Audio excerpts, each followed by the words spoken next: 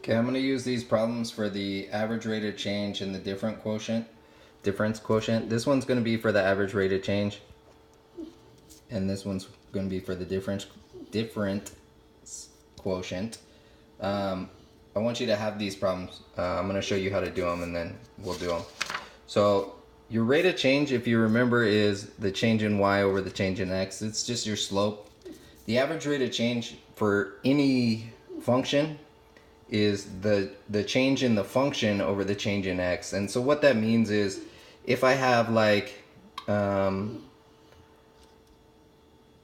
gonna have f of x equals x plus 2, and I want to find the average rate of change from f of 2 to f of 4. And the way that we would say that this is we would say 2 to 4. So we're finding the average rate of change from here on this range.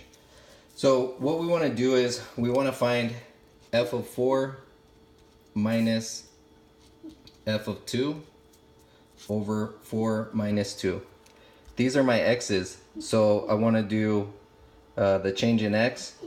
These, whatever I get when I plug these in, are my y's. So I want to figure out what the y is at 4, what the y is at x equals 2, and then I want to subtract those guys.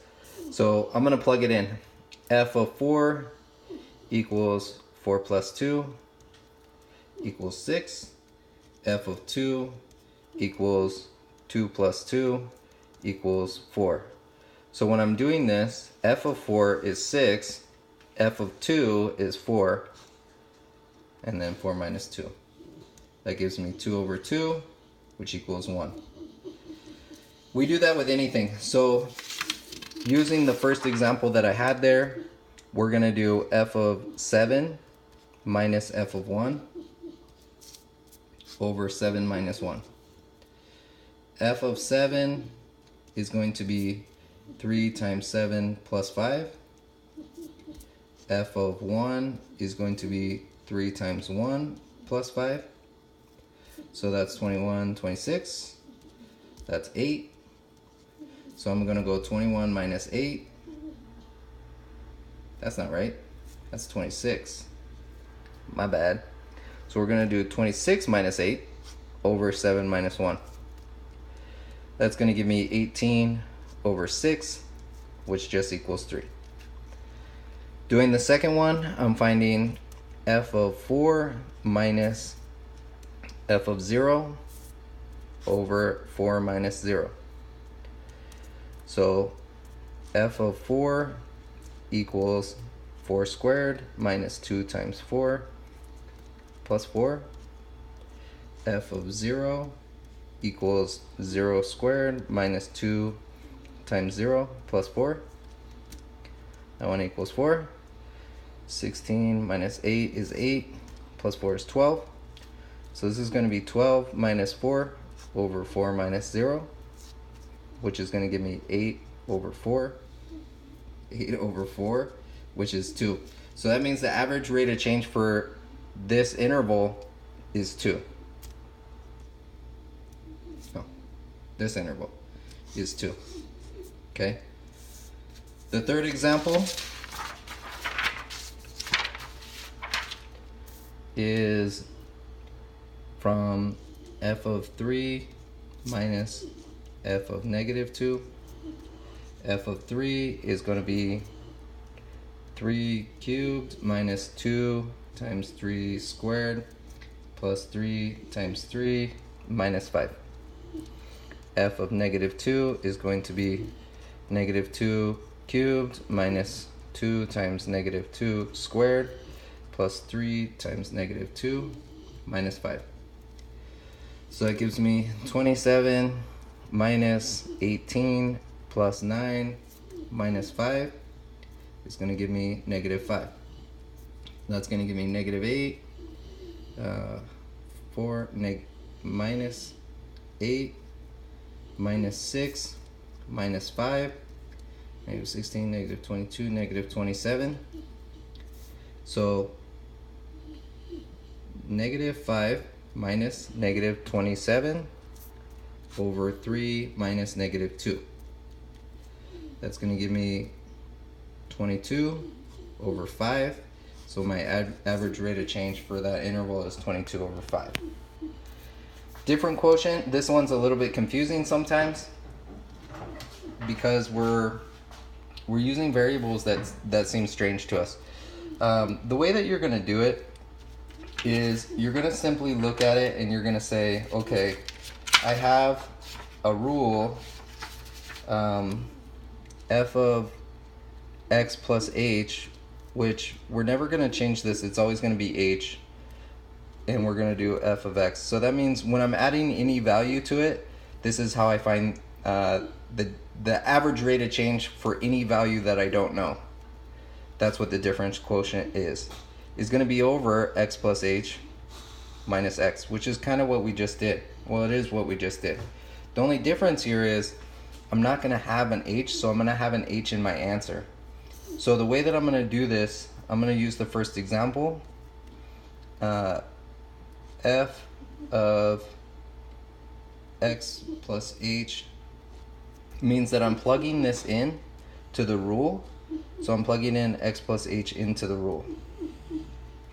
So I'm going to go 3x plus 3h plus 5 minus f of x is just the rule that I already had, 3x plus 5, over x plus h minus x. So these guys are going to cancel out. These guys, oh, this should have been negative. Sorry, I should have had that in parentheses. I'm going to distribute the minus. So these guys are going to cancel out as well. So I'm going to have 3h over, these guys are going to cancel out, just h, which means the difference quotient is 3. On the next example, remember x plus h, so I'm going to replace x with x plus h. Nope, it's minus 2. I'm just using the example from the beginning of this video.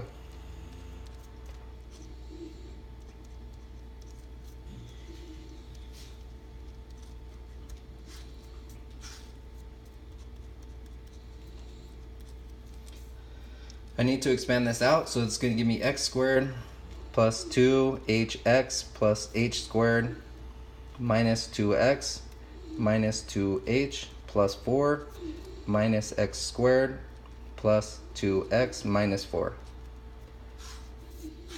This is going to simplify to h. I have an x squared here and an x squared here, so that's going to cancel. I have a minus 2x and a plus 2x, so that's going to cancel. I have a plus 4 and a minus 4, so that's going to cancel.